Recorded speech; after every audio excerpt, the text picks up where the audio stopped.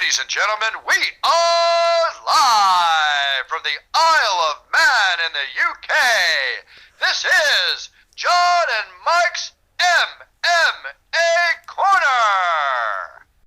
Ladies and gentlemen, I have Devin Ward joining me right now. He is going to be taking on Michael Whaley on the Apex 10 card, which is on the 19th of March. Devin, thank you very much for joining me and giving me some of your time. How's everything going with you, sir? It's going great. Going wonderful. Training camp, been excellent.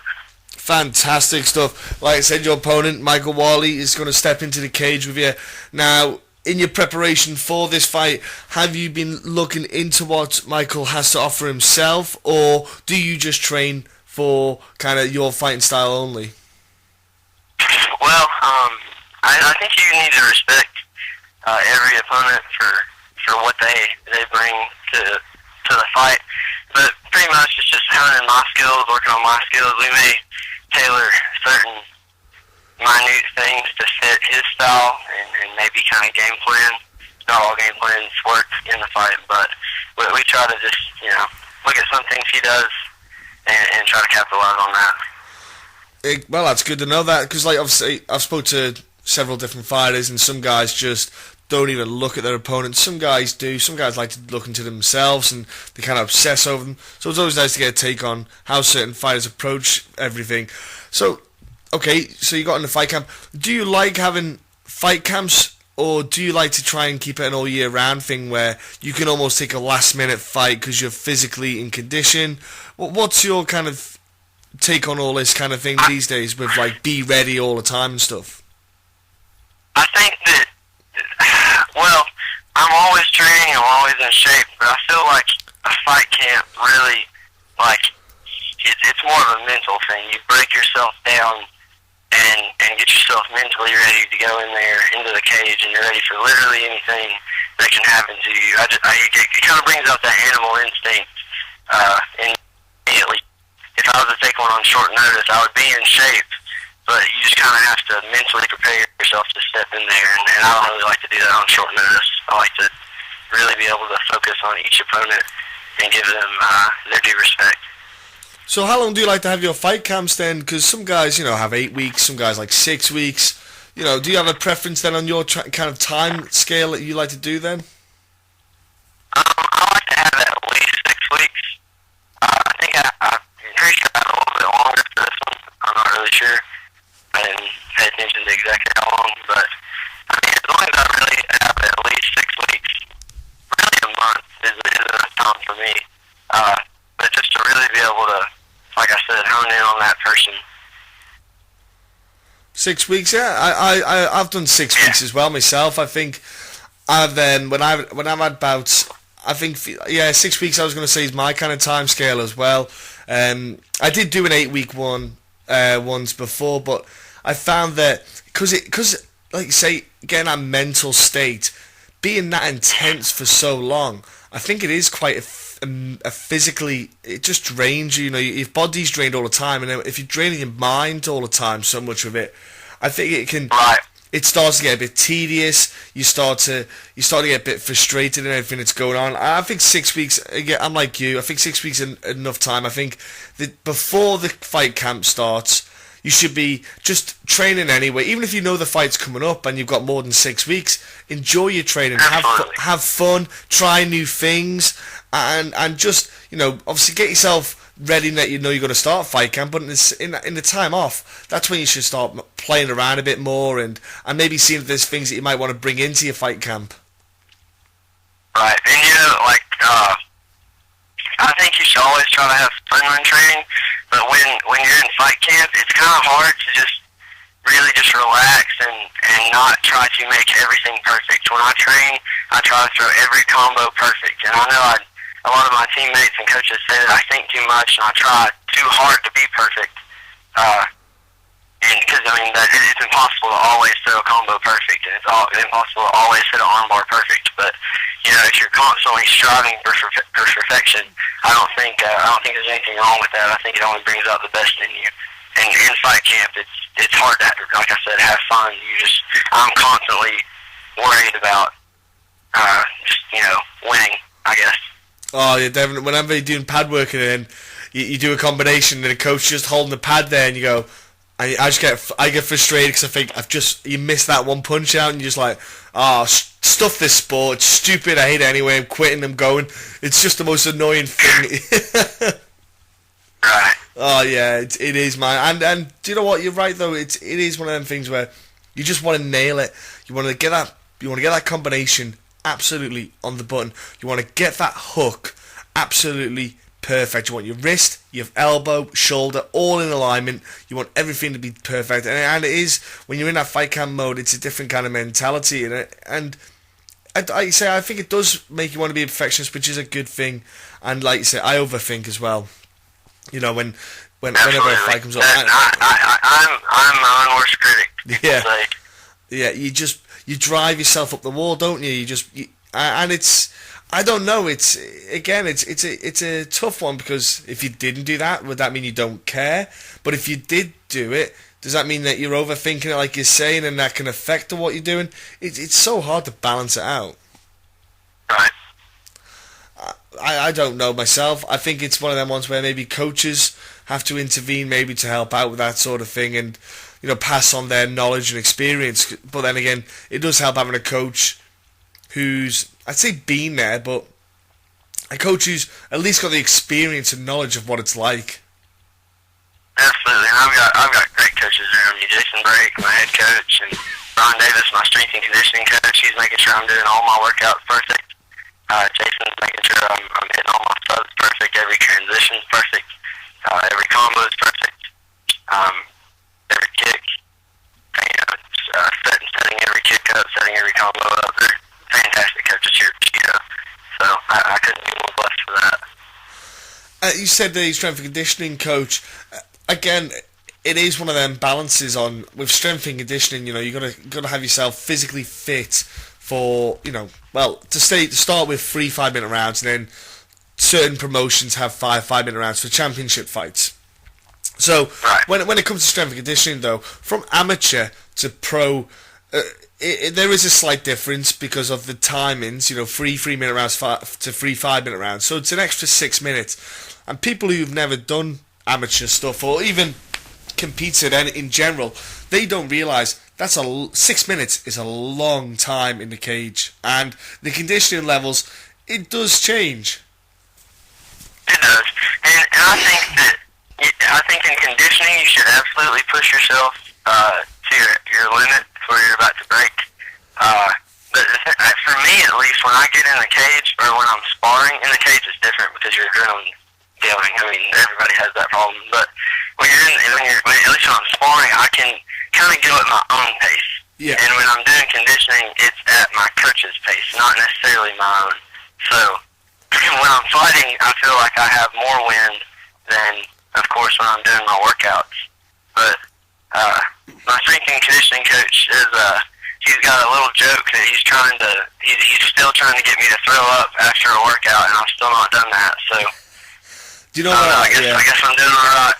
Yeah, you are. And do you know what? One of the key things is, I'll tell you this now, is don't drink too much water, because that can make you be sick. I've nearly had it as well, where I just drank too much water. Instead of sipping away, I took too much of a gulp, and I could feel it coming, and I held it off, thankfully. But it is, if you drink, there's little things like that. If you drink too much, or if you eat too soon before you're training, but it's one of them ones where with conditioning, like you say, that's where you push yourself. That's where you really gotta get the most, because when, like you say, sparring, you can pace yourself depending on who you're sparring with, and you can get your kind of rhythm going. But with conditioning, it is a balance, because you can't go out there, do strength and conditioning, and try to be like the Incredible Hulk and lift the world's biggest weights in the world, because that ain't going to help you in a full 15 minutes of a fight, because you've got to have that conditioning to go longer. So it is a tough one. Have you, with your fight camps then, you've been, it's still early on in your career, have you been experimenting, with your fight camps, your strength and conditioning and stuff like that? Yeah, we actually just, we're doing a tire workout, and I've never really done those before. Like, mainly using tires as what tires and body weight, of course. Yeah. But flipping a tire, lifting a tire, slamming it down, those are things I've never really experimented with before. But I like it. I like it a lot. It really drains you. Like if you pick 2 tires up and then run a lap around our facility, it's pretty grueling and it's pretty awful. And that's the last workout in the circuit is that one. So that one had me hurting earlier. So. Yeah, the kind of farmer's walk where you've got to, gets that grip strength, gets that strength in the forearms, and that kind of endurance. Yeah, you suddenly walk really fast. Yeah, it's a good one that. And the tire ones, the tire workouts are great. Yeah, we've done the one where you have to flip you get a big massive truck tire basically. You got to flip it. You do like a 1 minute round and you just try and smash as many flips as you can in a time and stuff like that. And you know what? It's because it's an all body workout there, and that's the idea of them. But it's the unorthodox shape. It doesn't. I say unorthodox. It's not like a barbell. A barbell something you just grab onto. When you're flipping a tire, it's a bit awkward to get your hands on it to get the grip. So it engages different muscles. And it's a good endurance exercise, yeah. And it's the tires will have a lot of fun. You'll get a lot out of it as well. Right, I agree absolutely. Especially what you said about flipping it. Like you can't grab the same way every time, so that you just kind of have to go with the flow. Yeah. And just kill it. Yeah, exactly. And your forearms are just wrecked afterwards. It's insane. Yeah, you got to carry your gym bag, and you're like, this gym bag weighs more than it did before. It is awesome, man. So you with your fight camp, then everything's great. So when you're not in fight camp, how do you like to do your training? How do you like to, what kind of things do you like to do then when you're not in fight camp? Just going in the gym, jiu-jitsu. I love to roll. I love to hit mitts. And it just with my teammates. Holding. I like to hold for my teammates too, but I love hitting mitts. I love rolling. I run if it's warm outside, but I run on a treadmill if it's not. And that's really about it. I don't really do anything else like football or anything like that. It's mostly just just coming in the gym, putting the hours in outside of fight camp. Really the only thing different between an everyday not in camp for me and me in fight camp is me absolutely trying to bust my butt in the gym, and like we talked about, perfection, just trying to perfect everything. That's really the only difference in and out of fight camp. So. No, yeah, it's cool, dude. Because I've got guys that do like rock climbing, and because it's what they say is, obviously they don't rock climb all day long. They'll do it like once a week or something. But because when you're training all day in the gym, sometimes it's nice to get away from those 4 walls of the gym and just switch off from anything combat related. Just get that out of your mind and go and just do something different, but still do a physical activity. So I've got friends like say they'll do rock climbing. It's tough anyway. It's a good workout, but it's something different. Fresh air. You're outside. I do. I don't know. It's called co-steering. Have you heard of that? What's that? Co-steering. Have you heard of co-steering? It's coaching one? Is that what you said? Yeah, co-steering. Yeah. Oh no. Yeah, basically, you get onto the beaches and you go around to like say your cliff edges and stuff like that, and you're in a wetsuit and you've got like it's like a mini life jacket, like a mini one, and you jump in from great heights and you just slide down rock faces that are smooth and stuff like that. And you do like 50, 70, 100 feet jumps into the water. And it's just something different, and you've got to climb back up and jump down. But I like to do that stuff as well myself, because it's a break from the norm, let's say, from being stuck in those 4 walls. Physical activity. It's just interesting to see what some guys like to do and what some guys don't do. I always like to find out about fighters and how they approach the fight game when they're not in that kind of fight camp mode. What you described sounds really fun.